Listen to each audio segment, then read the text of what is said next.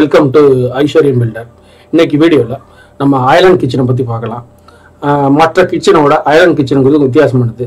அதில் என்னென்னு பார்த்தீங்கன்னா கண்டிப்பாக வாஸ்து வராது. ஏன்னா அது நம்ம அக்னி மூலையில் வைக்கணும், வாயு மூலையில் வைக்கணும் அப்படிங்கிற ஒரு கான்செப்ட் அது மாதிரிலாம் இருக்காது. ஏன்னா ஐலாண்ட் கிச்சனுங்கிறது நம்ம கிச்சன் சுற்றியும் பிளாட்ஃபார்ம் இருக்கும். சென்டரில் அந்த கிச்சன் ஹக் அல்லது இந்த நம்ம ஸ்டவ் அது மாதிரி வைக்கிற மாதிரி பொசிஷன் இருக்கும். அந்த மாதிரி வைக்கிறதுல நம்ம வாஸ்து பார்க்காம நம்ம மாடர்னா நல்லா ட்ரெண்டிங்காக கிச்சன் பண்ணி நினைக்கிறவங்களுக்கு இந்த வீடியோ பயன்படும். நம்ம எப்போதுமே ஜன்னல் பக்கத்தில் தான் நம்ம ஹக் வச்சு சமைப்போம். அப்போ நமக்கு ஜன்னல் வழியில் அந்த கேஸில் வெளியே போகும், நமக்கு புகையில வெளியே போகும், அந்த மாதிரி ஸ்மோக்கில் வெளியே போகிற மாதிரி பண்ணுவோம். அதுக்கப்புறம் என்னாச்சு, அப்பார்ட்மெண்ட்ல கான்செப்ட் வரும்போது அந்த சிம்னி வச்சு நம்ம செக் பண்ணி வெளியே எடுத்தோம் அந்த புகையெல்லாம். அந்த மாதிரி கான்செப்ட் இருந்துச்சு. அதுலேயே இப்போ அட்வான்ஸ் ஆகிட்டு நேச்சுரலாக இருக்குது. ஃபாரின்லாம் இருக்குது. எப்படின்னா சுற்றிலும் பிளாட்ஃபார்ம் இருக்கும், சென்டரில் நம்ம சமைக்கிற இடம் இருக்கும்.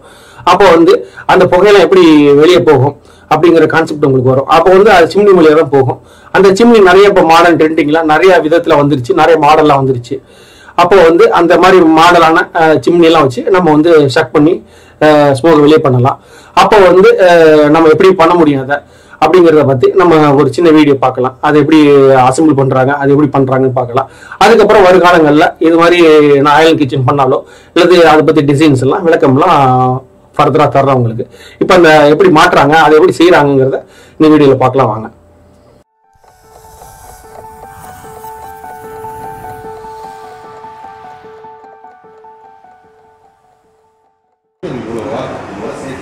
எடுத்துட்டு வைங்க. போயிங்க.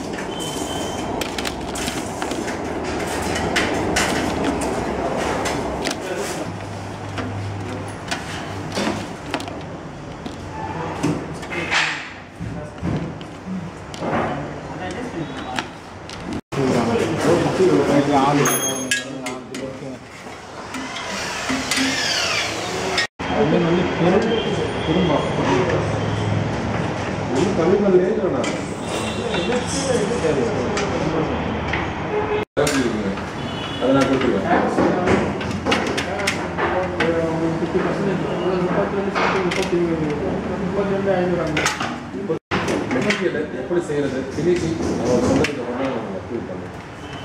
ஓகேவா? அவரோட கேட்டு ப்ராடக்ட் பார்த்துக்கிறேன். அர்ஜென்ட் நாளைக்கு பண்ண சொல்லுங்க, பேசி கன்ஃபார்ம் பண்ணுங்க.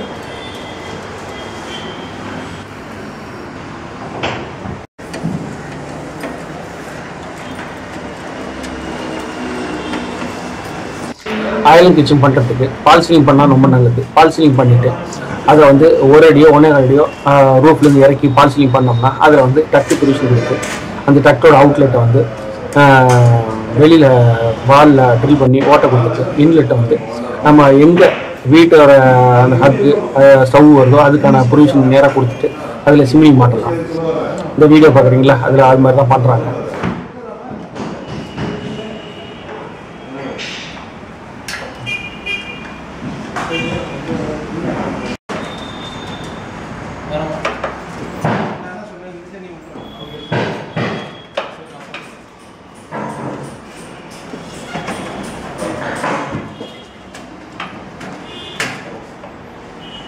நீங்கள் ஸ்கூல் பண்ணிக்கலாம்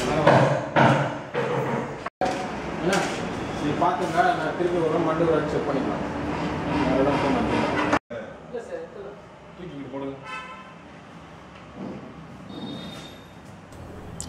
பால் சீலிங்னால உங்களுக்கு தெரியும், நிறைய அதில் டிசைன் பண்ணலாம். பால் சீலிங் டிசைன் நிறைய பண்ணலாம். அந்த பால் சீலிங் நம்ம கிச்சனில் பண்ணும்போது கிச்சன் வேறு லெவலில் ட்ரெண்டிங்காக இருக்கும். ஐலாண்ட் கிச்சன்னா சுற்றியெல்லாம் பிளாட்ஃபார்மும் சென்டரில் நமக்கு சமைக்கிற இடமும் வரும்போது அந்த இடம் நம்ம சுற்றியெல்லாம் ஸ்டோரேஜ் அதிகமாக வரும். மேலே பால் சீலிங் நம்ம மாடர்னாகவும் பண்ணிவிட்டு அதில் நம்ம சிம்னியை கன்சில் பண்ணும்போது அது இன்னும் வேறு லெவலில் அந்த கிச்சன் இருக்கும். ஸ்டோரேஜ் கெப்பாசிட்டி அதிகமாக இருக்கிறதுனால இது செலவும் அதிகமாகிறதுனால இது ஒரு 30 லட்ச ரூபா மேலே வீடு கட்டணும்னு நினைக்கிறவங்க இந்த கிச்சனை பண்ணிக்கலாம். 50 லட்ச ரூபா மேலே போனவங்க கண்டிப்பாக இதை ட்ரை பண்ணலாம். ரொம்ப நல்லாயிருக்கும்.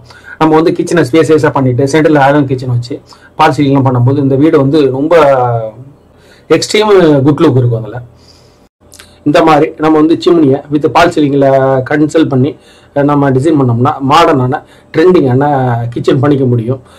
நம்மளுடைய இமேஜினேஷன், நம்மளுடைய வசதிக்கு தகுந்த மாதிரி நம்ம வீட்டுடைய அமைப்புகளை வந்து மாற்றி அமைச்சுக்கலாம். நம்ம எவ்வளோ அளவு நம்ம யோசிக்கிறோமோ செலவு பண்ணுறோமோ அந்த அளவுக்கு நம்ம லக்ஸரியாகவும் அந்த விஷயத்தை வந்து பண்ணிக்க முடியும். இது மாதிரி நிறைய விஷயங்கள் இருக்குது இன்டீரியரில் சொல்கிறதுக்கு, தெரிஞ்சுக்கிறதுக்கு. நம்மளுடைய இமேஜினேஷன், நம்மளுடைய எக்ஸ்பெண்டிச்சர் பொறுத்து நம்ம வந்து எல்லே இல்லை இதை பண்ணிக்கிறதுக்கு.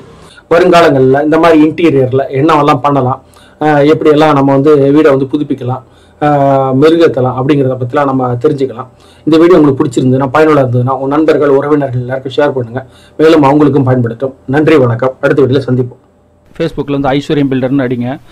எங்களுடைய ஃபேஸ்புக் பேஜை நீங்கள் தொடரலாம். இதன் மூலம் வந்து எங்களுடைய டெய்லி ஆக்டிவிட்டீஸு, ப்ராஜெக்ட்ஸு எல்லாத்தையும் பற்றி பார்க்கலாம் நீங்கள். மேலும் எங்களுடைய வெப்சைட் வந்து aishwaryambuilder.info சொல்லிட்டு இருக்குது. அதை நீங்கள் டைப் பண்ணி பார்த்தீங்கன்னா மேலும் எங்களுடைய கம்பெனி, என்னுடைய ப்ராஜெக்ட்ஸு என்ன பண்ணியிருக்கோம் எல்லாத்தையும் தெளிவாக நீங்கள் தெரிஞ்சுக்கலாம். மேலும் உங்களுக்கு ஏதாவது ப்ராஜெக்ட் பண்ணணும்னு விருப்பப்பட்டீங்கன்னாக்கா நீங்கள் இந்த என்கொயரி ஃபார்மில் ஃபில்அப் பண்ணி நீங்கள் எனக்கு அனுப்புங்க. நான் பார்த்துட்டு உங்களுக்கு கால் பண்ணுறேன். என்கொயரி எதாவது பண்ணணும்னு வச்சிங்கனாக்கா நீங்கள் வாட்ஸ்அப் பண்ணுங்கள், இல்லது எனக்கு வந்து மெயிலில் என்கொயரி ஃபார்மில் வந்து ஃபில் பண்ணி அனுப்புங்க. நான் பார்த்துட்டு உங்களுக்கு நான் ரிப்ளை பண்ணுறேன்.